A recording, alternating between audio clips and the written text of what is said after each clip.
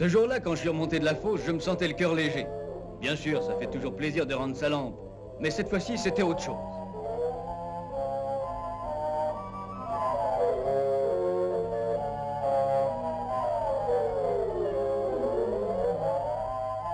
En allant au vestiaire, j'avais mon sourire des dimanches. Tenez, c'est moi qui suis là contre le mur. À me voir, on pourrait croire que je viens de gagner le gros lot. Eh dame, c'est qu'il m'en arrivait une bien bonne. Je partais en congé pour la Côte d'Azur. Oui, figurez-vous que je m'étais inscrit pour l'Anapoule, sans trop y croire. Et puis mon nom était sorti au tirage au sort. Tu te trouves pas encore assez noir, me disaient mes camarades, que tu vas te griller au soleil? Ils pouvaient toujours se moquer. N'empêche qu'ils auraient bien voulu être à ma place. C'était promis, je leur enverrai des cartes postales et je leur raconterai tout en revenant.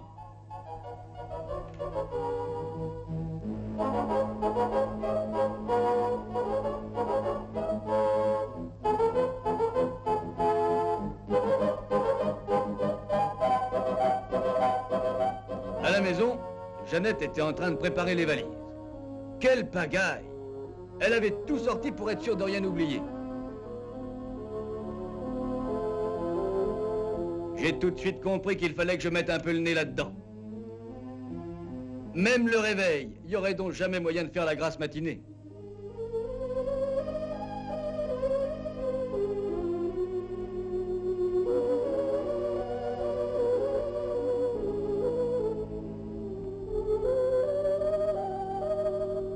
Toute la nuit, je l'ai entendu raccommoder et farfouiller.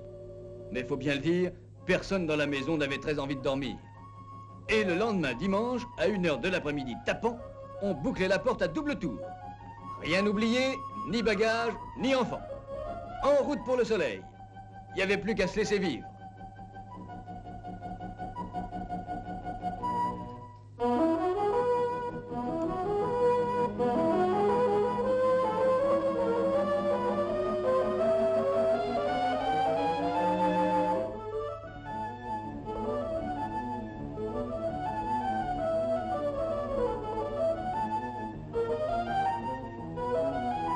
On a beau être casanier, les voyages ont du bon. Surtout quand on n'est pas obligé de s'occuper des billets et de consulter l'indicateur. À la gare de Douai, un train spécial nous attendait. À voir la tête des voyageurs aux portières, on devinait que le voyage serait animé. Il avait beau faire noir comme dans un four, je ne pouvais pas m'empêcher d'essayer de repérer les régions que nous traversions. Mais au petit jour, on a compris qu'il y avait quelque chose de changé. Eh bien, vous me croirez si vous voulez, on avait quand même un peu de vague à l'âme. Malgré nous, on repensait un peu au pays, aux cités de notre coin.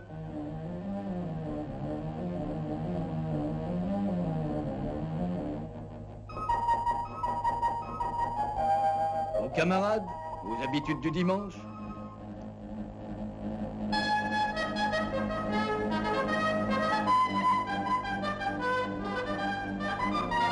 Dame, on connaît ce qu'on quitte, mais on ne sait pas trop ce qu'on va trouver.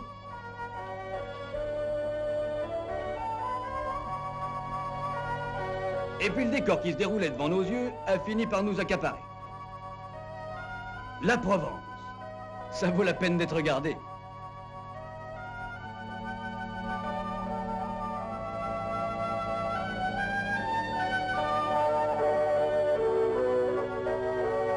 Quel ciel et quelle couleur! Et la mer, une vraie carte postale. Jeannette et moi qui disions toujours, ils exagèrent, leur mer n'est pas aussi bleue que ça. On n'en revenait pas. Après Toulon, la ligne de chemin de fer longe souvent la côte. On a l'impression de la suivre du doigt sur une carte de géographie.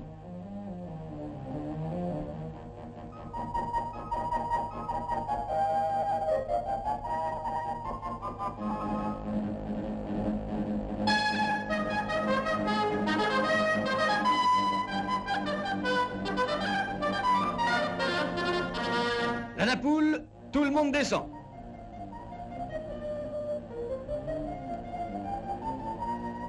Tandis qu'on s'occupait de nos bagages, nous voilà partis tranquillement, tout contents de se dégourdir les jambes.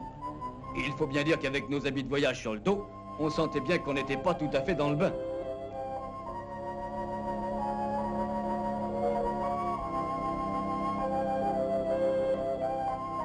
Et voilà notre fameux château d'Ashcroft, avec son parc qui n'en finit plus. C'est quand même un sacré morceau.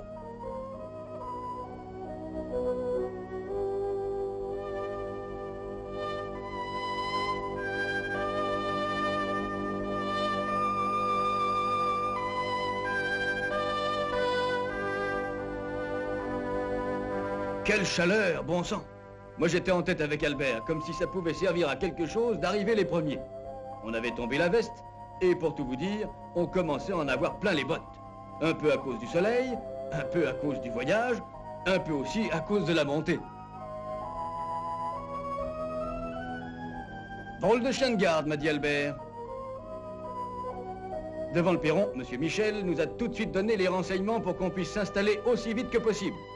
D'ailleurs, le numéro de notre chambre et beaucoup d'autres indications nous avaient déjà été donnés pendant le voyage. Rien à dire, c'était comme dans un grand hôtel. Les servantes nous ont montré nos chambres.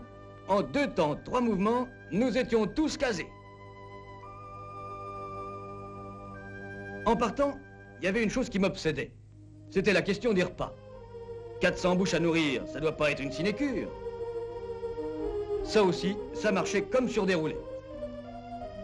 L'économe avait une tête qui me revenait bien. Et sa réserve inspirait plutôt confiance.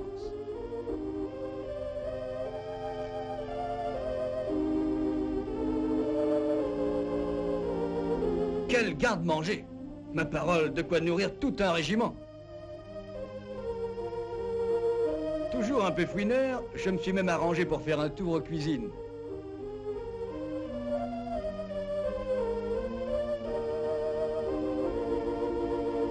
J'ai tenu aussi à jeter un coup d'œil sur tout ça pour rassurer Jeannette. Elle a toujours peur que le lait des gosses manque.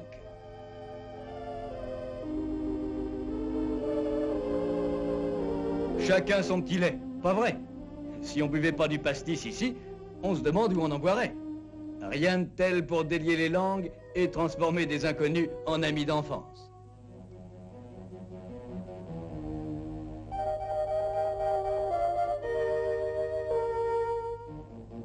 Pendant ce temps, le chef s'occupait activement de notre appétit.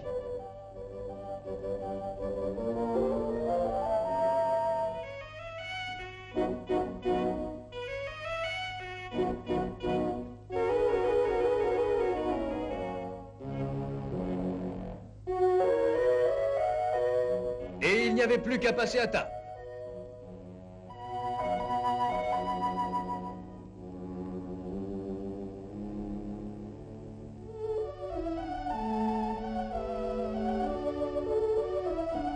On mangeait tranquillement par petites tables, comme au restaurant, avec une armée de serveuses toutes pimpantes dans leurs robes vertes. Inutile de dire qu'aux heures des repas, la salle à manger se remplissait comme par enchantement. Ah, ça, personne ne manquait à l'appel. Pas plus chez les grands que chez les petits. Et je vous assure qu'il n'y avait pas besoin de supplier les gosses pour leur faire avaler la soupe. Ça doit être l'air de la mer qui creuse comme ça, parce qu'ils ne s'ouvraient tout de même pas l'appétit avec le pastis.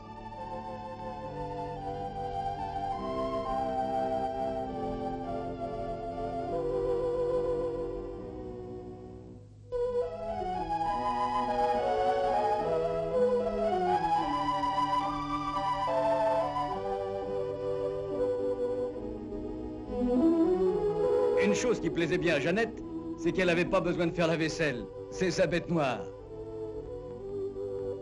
Les bonnes habitudes, ça se prend vite. Au gros de la chaleur, nous allions faire la sieste. C'est l'habitude dans ce pays. Remarquez qu'avec ces sacrés gosses, on ne dormait pas beaucoup. Après dîner, on restait souvent au château, sans beaucoup se préoccuper de ce qui se passait en dehors du cercle des camarades. Ah, on peut dire qu'on a fait de drôles de parties de cartes.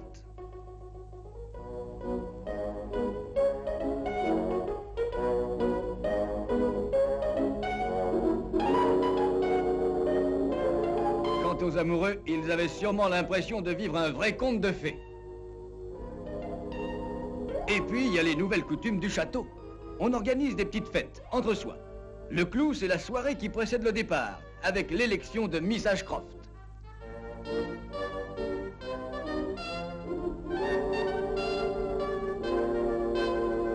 Il fallait voir le sérieux des concurrentes. Quand elles défilaient, on pouvait croire qu'elles étaient candidates au titre de Miss Univers, pas moins.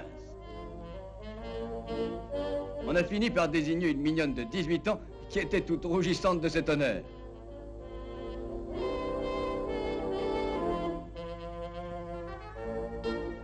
Elle a reçu des tas de cadeaux, plus ou moins cocasses. Et bien entendu, Monsieur Michel n'a pas manqué d'appliquer le fameux article 12.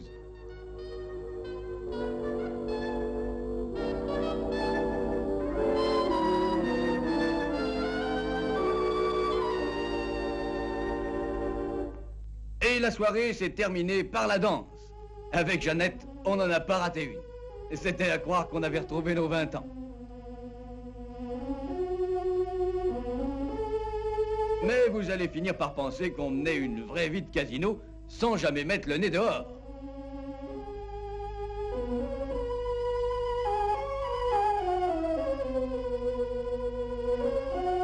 Et la pétanque, alors? J'avais pas attendu d'être dans le midi pour y jouer, bien sûr, mais je vous assure que je m'en suis donné à cœur joie. Ah, mais ça prestige, je bavarde, et je m'aperçois que je vous ai même pas fait faire le tour du propriétaire. Ici, c'est pas la peine que je vous explique, il y a qu'à regarder.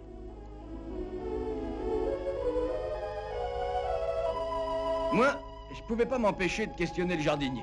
Un brave homme et qui connaît son travail.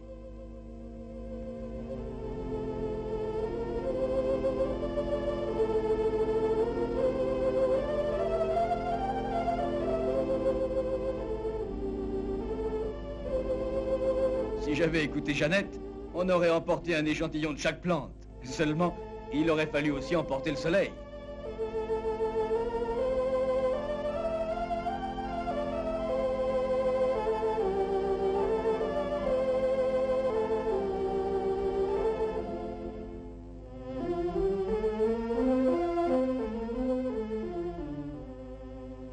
C'est quand même un joli métier que de fabriquer du plaisir pour les yeux.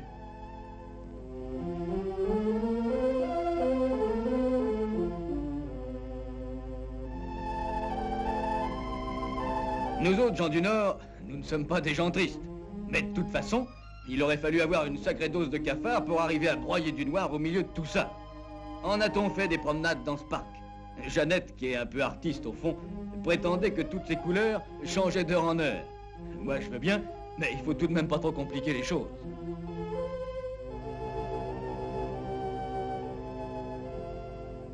Était-on assez bien à se prélasser en face de la mer?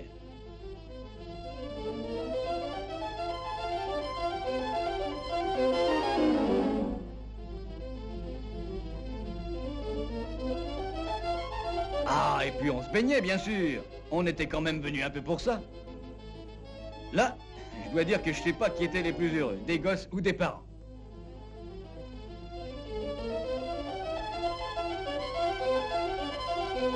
L'eau était quasiment chaude. Mais il faut croire que tout le monde n'était pas de cet avis.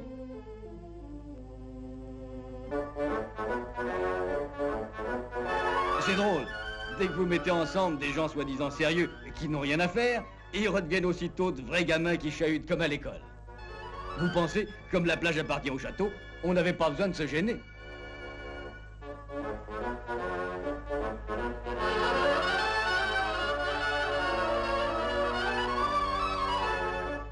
Le jour du concours, il était question de recevoir un peu de flotte sur la tête.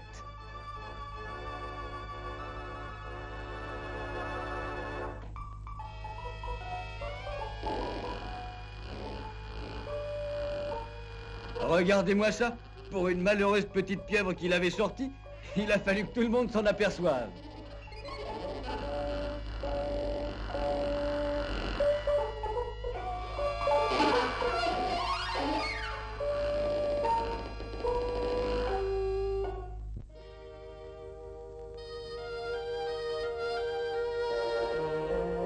Bien entendu, nous avions tous envie de connaître les environs de la Napoule et toute la Côte d'Azur.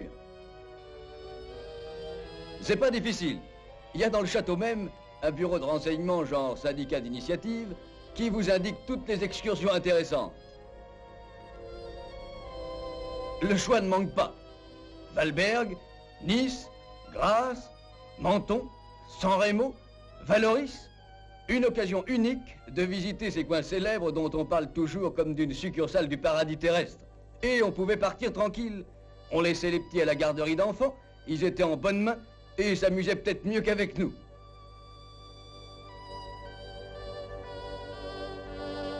Pour les excursions les plus longues, les cars partaient de bon matin.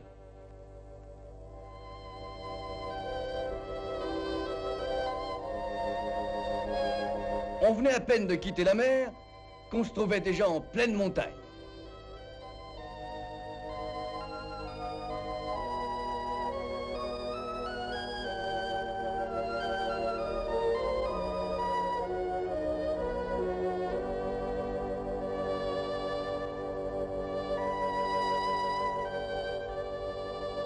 Le pays manque d'énergie, c'est bien connu. Et en fait de houille, ils n'ont pas autre chose que de la houille blanche.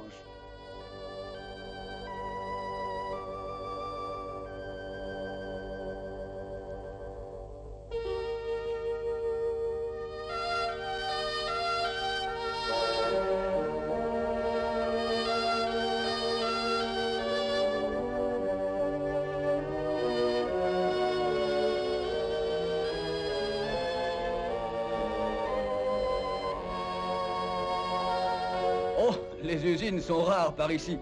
On a un peu l'impression que la région vit de ses charmes, comme d'autres vivent de leur travail.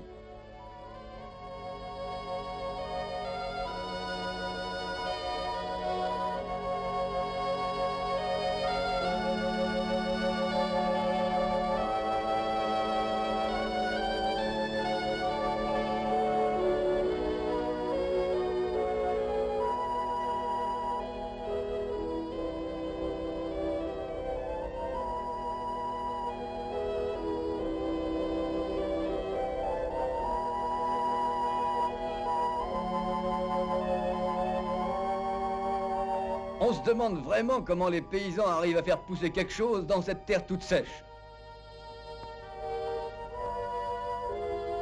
Ici, il paraît que c'est un endroit où on fait du ski en hiver. Avec cette chaleur, on ne pouvait pas croire que tout le pays puisse être recouvert de neige.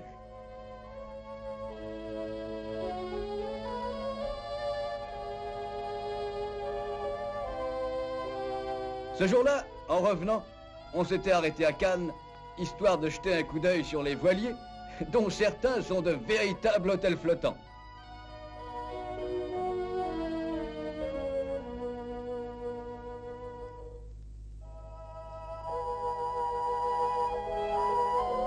On a beau ne pas être né dans le même département, on parvient toujours à faire connaissance, surtout avec les pêcheurs.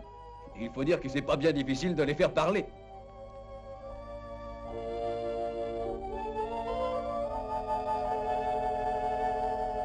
Mais là, si vous voulez prendre un bain, il faut arriver plus tôt. Il y a tellement de monde sur le grill qu'il n'est pas donné à n'importe qui de faire sa place au soleil. Et le plus fort, c'est que ça a l'air de les amuser.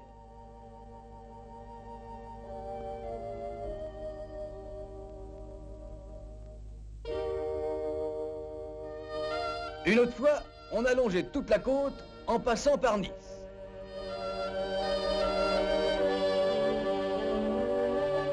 Oh, je me rappelle cet endroit.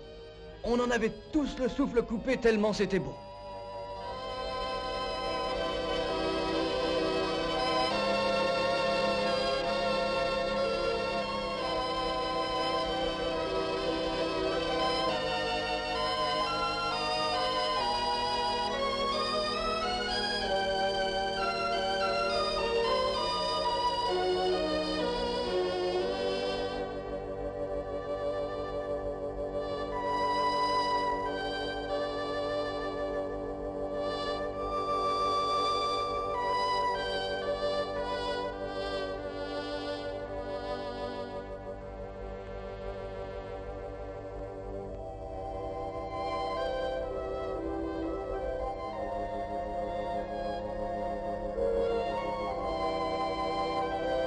Monte-Carlo. J'aurais vraiment jamais cru que j'irais me balader un jour dans ce coin-là. Drôle de pays. Il n'y a que des palaces, des bijoutiers et des casinos.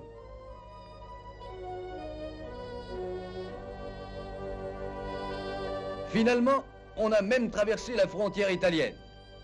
Et voilà. Voilà la petite vie qu'on s'est offerte pendant 2 semaines.